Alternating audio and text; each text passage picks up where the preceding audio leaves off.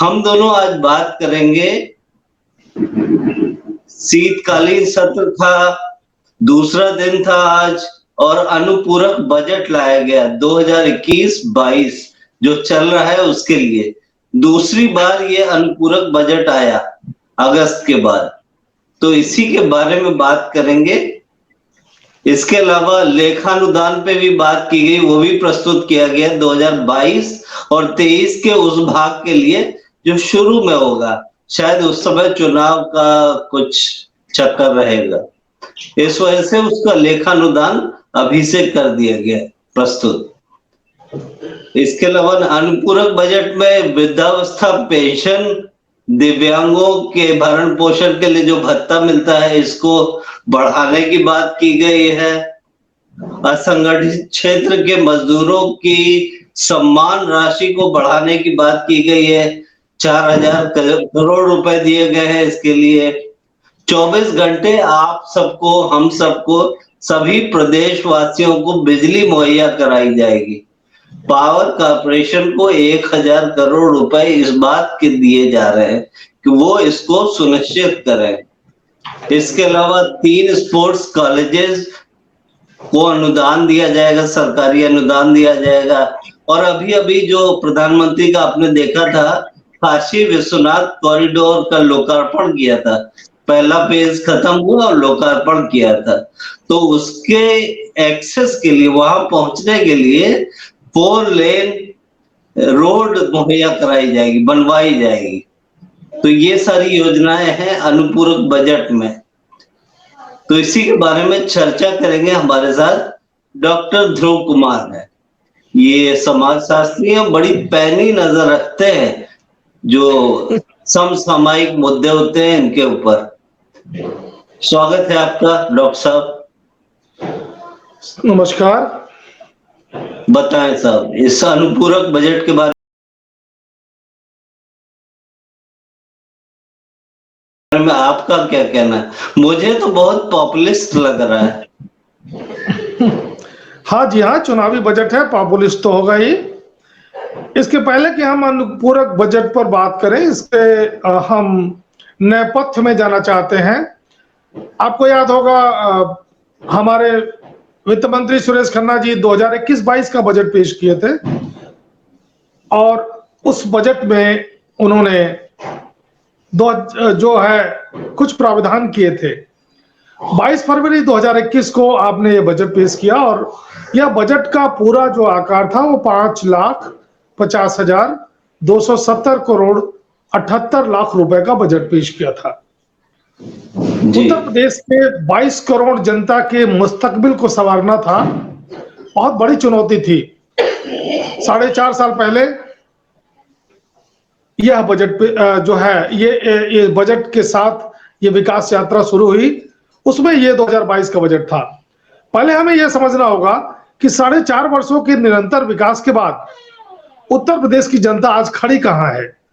पैसे का सदुपयोग वर्ष दर वर्ष किस प्रकार से हुआ, हम उस बजट के प्रावधानों को आपके सामने रखना चाहते हैं, क्योंकि बिना उसके हम इस अनुपूरक बजट के विषय में कोई बातचीत मुकम्मल नहीं कर पाएंगे, ऐसा मेरी समझ है।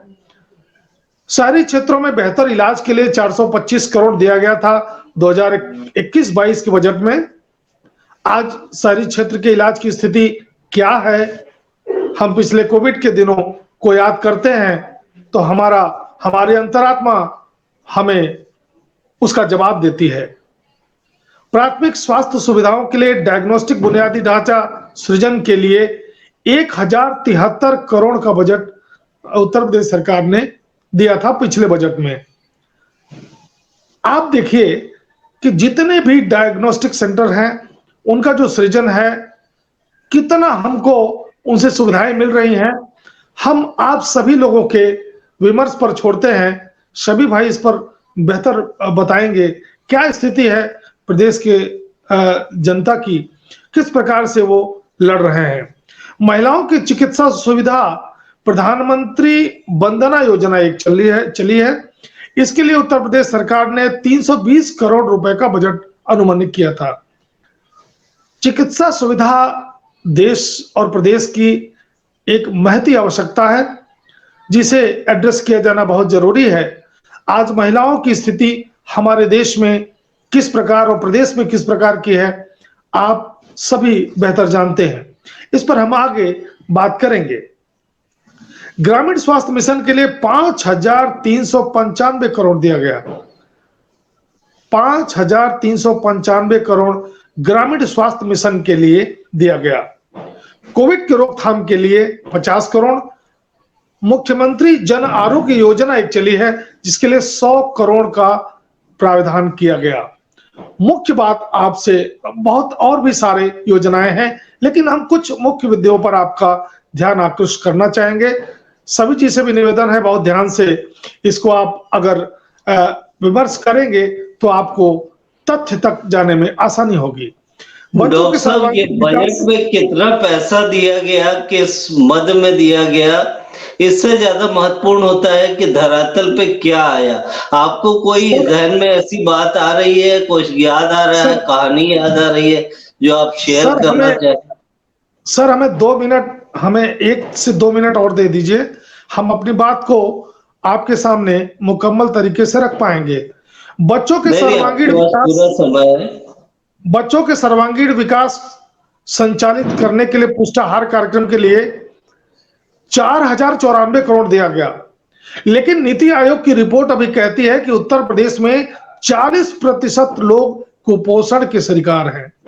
जरा आप देखिए उत्तर प्रदेश की हालत क्या है। नीति आयोग यह कह रहा है 40% लोग आज भी उत्तर प्रदेश में कुपोषण के शिकार हैं। तो ये 4,094 करोड़ रुपया गया कहां, किन लोगों के बीच खर्च किया गया, ये भी विमर्श का सवाल है।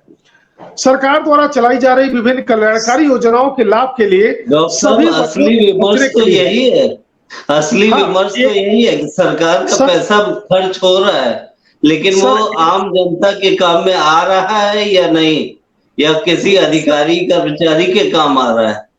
असली समस्या तो यही है। सर, एक चीज और आपके सामने तथ्य रख दें, उसके बाद हम खुली बहस की तरफ आएंगे।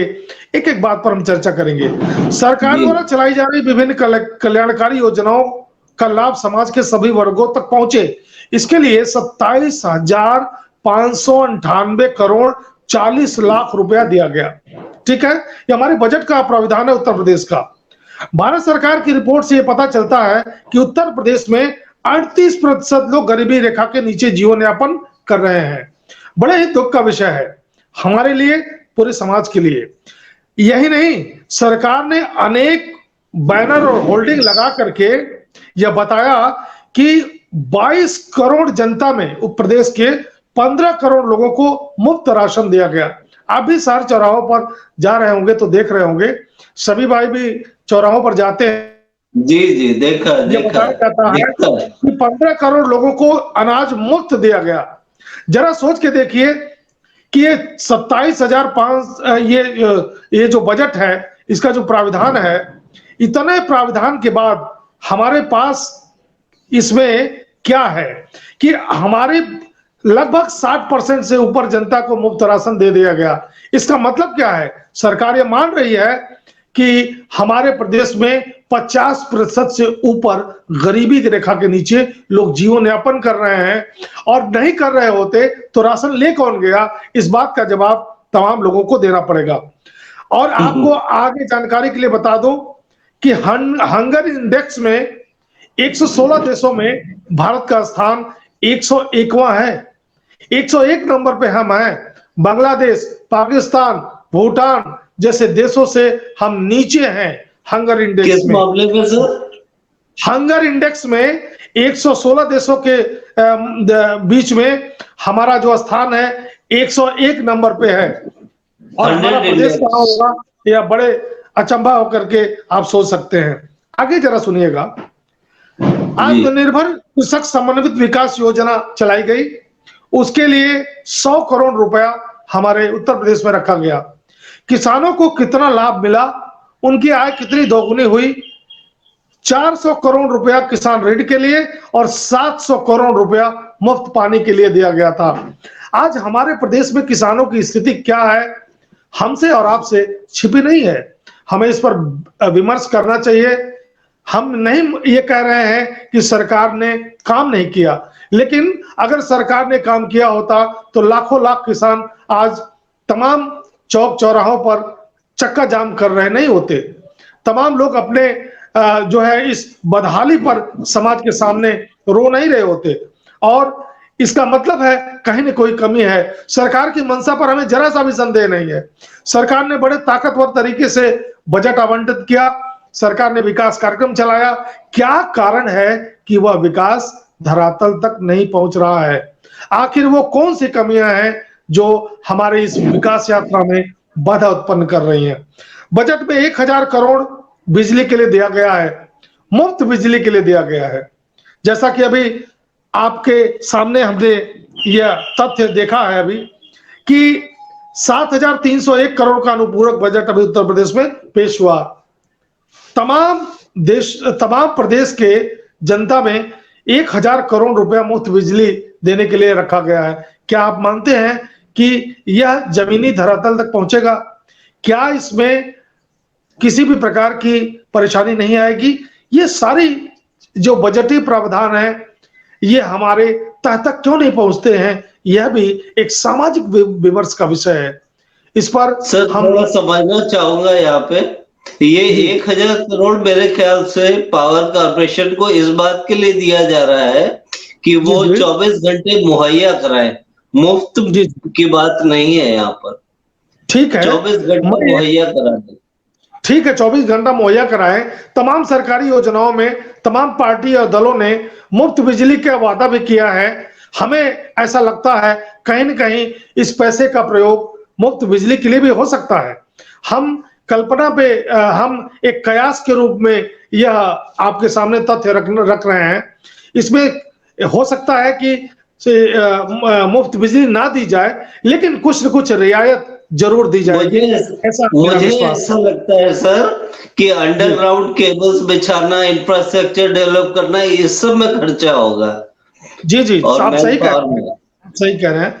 मैन पावर को भी जो है लगाने में बहुत सारी चीजें, लेकिन अभी आपने कहा कि तमाम मजदूरों के लिए बजट आवंटित किया गया। क्या कोई ये बताने का प्रयास करेगा कि उत्तर प्रदेश से कितनी जनसंख्या विभिन्न राज्यों में जो मजदूर और कामगार हैं वो कितने संख्या में अन्य प्रदेशों में गए? क्या सरकार के पास कोई आंकड़ा है कितने मजदूर किस राज्य में मजदूरी करने गए और वो किस प्रकार से वो कितनी मजदूरी में इनकम प्राप्त करते हैं? क्या सरकार या उत्तर प्रदेश सरकार के पास अभी तक कोई आंकड़ा है? यदि है तो वो पब्लिक डोमेन में आनी चाहिए। हमें यह पता ही नहीं है कि हमारे प्रदेश से कितने लोग पंजाब गए, कितने राजस्थान गए, कितने दिल्ली गए, कितने हरियाणा गए, कितने किस प्रदेश में बेरोजगारी के लिए, दूसरे रोजगार प्राप्त करने के लिए कितने लोग हमारे प्रदेश से गए। यदि कोई आंकड़ा नहीं है तो ये निवेदन यहाँ पर है सर, डॉक्टर साहब एक छोटा सा निवेदन है, ये 4000 करोड़ जो अनुपूरक बजट में दिया जा रहा है ये असंगठित क्षेत्र के लिए मजदूर जो है इनफॉर्मल सेक्टर में जो है ये दूसरे प्रदेशों में गए लोगों के बारे में नहीं है। जी जी, ये छोटा सा करेक्शन। जी जी, नहीं मैं ये नहीं कह रहा हूं सर, मेरे कहने का सिर्फ इतना मतलब है कि जो लोग ठेला खोमचा लगाते हैं, जो सुबह दिहाड़ी मजदूर होते हैं, जो असंगठित क्षेत्र के रिक्शे वाले हैं, क्या सरकार के पास असंगठित क्षेत्र में काम करने वाले मजदूरों का कोई आंकड़ा है? ऐसा अनुमान हो सकता है, आंकड़ा तो हो नहीं सकता, क्योंकि आज संगठित क्षेत्र में, कल असंगठित में, फिर कल असंगठित में था वो आज संगठित में आ गया। इस तरह का चलता रहता है, वहां पे ट्रांसफ्यूजन होता रहता है। जी हाँ, ठीक कह रहे हैं आप, लेकिन सरकार के पास रेडी पट्टी लगाने वाले जो कामगार हैं उनका जब रजिस्ट्रेशन करने की बात पिछली सरकारों द्वारा की जा रही थी, एक प्रक्रिया चल रही थी, तो हम ये उम्मीद कर रहे थे सरकार से कि एक लमसम आंकड़ा, मैं ये नहीं कह रहा हूं कि एग्जैक्ट आंकड़ा, हम कह रहे हैं कि 10 करोड़ 20 करोड़ जो है लोग, 30 करोड़ लोग जो है, 40 करोड़ 50 करोड़ जो भी है, एक लमसम आंकड़ा सरकार के पास जरूर होनी चाहिए, अन्यथा ये जो अनुपूरक बजट का पैसा है किस प्रकार से और किन लोगों को किस माध्यम से आवंटित किया जाएगा, ये ये सवाल ये है। ये सवाल है ये सवाल और ये जायज सवाल है। एड्रेस होना चाहिए हमारे पास। हम आपको सर निवेदन करना चाहते हैं कि भारत सरकार में ने तमाम जो है नीति आयोग के आंकड़ों में यह तथ्य सामने आया कि लगभग 45 से 50% के बीच में अनऑर्गेनाइज सेक्टर में कामगार हमारे भारतवर्ष में है, ठीक है, लेकिन कोई स्पष्ट आंकड़ा किसी भी भारतीय संस्था द्वारा नहीं दिया गया। इसीलिए मैं उम्मीद करता था सरकारों से कि उत्तर प्रदेश सरकार से विशेष रूप से कि कोई न कोई एक असंगठित क्षेत्र में काम करने वाले लोगों के आंकड़ों के बारे में कोई न कोई पहल जरूर होगा और इसका बजटीय प्रावधान भी होना चाहिए था। लेकिन हम एक लमसम अमाउंट लमसम लोगों के लिए जब अगर रखते हैं तो मुझे इस बजट की गंभीरता पर सवाल उठाना लाजमी हो जाता है। मजदूरों की सम्मान राशि, असंगठित जी क्षेत्र में कार्य करने वाले मजदूरों की सम्मान राशि, ऐसा बोला गया है। उसके लिए 4,000 करोड़ का प्रावधान। भाई कैसे सम्मान करेंगे, यही तो मैं जानना चाहता हूं। अब सम्मान की कैसे विधा क्या सम्मान, होगी, तरीका उनके क्या उनके होगा? लिए हो सकता है जीवन सुगम बनाने के लिए कुछ करे, नहीं नहीं कुछ ये ऐसी योजना होगी, लेकिन जब नहीं, तक पता नहीं होगा कि किसकी सहायता करनी है, कैसे सहायता करेंगे भाई, किसकी सर करनी है, ये तो आइडेंटिफाई करना ही पड़ेगा। आपने बिल्कुल सही प्रश्न उठाया। नहीं नहीं सवाल ये है कि जब आपके पास आंकड़े नहीं है, जब आपके पास कोई एक निर्धारित संख्या नहीं है, जब आपके जी पास कोई पूर्व निर्धारित जो है बजट एलोकेशन नहीं है, तो इस अनुपूरक बजट में किस प्रकार से आप उन्हें सहायता मुहैया कराएंगे? सवाल तो यही होगा ना, कोई भी पूछेगा, जी, चाहे वो अर्थशास्त्री हो, चाहे वो राजनीति शास्त्री हो, चाहे वो समाजशास्त्री हो, सवाल तो वो पूछेगा। चलिए, ठीक है। सवाल तो विपक्ष का पूछने का काम है, और आज विपक्ष लगातार हंगामे में रहा।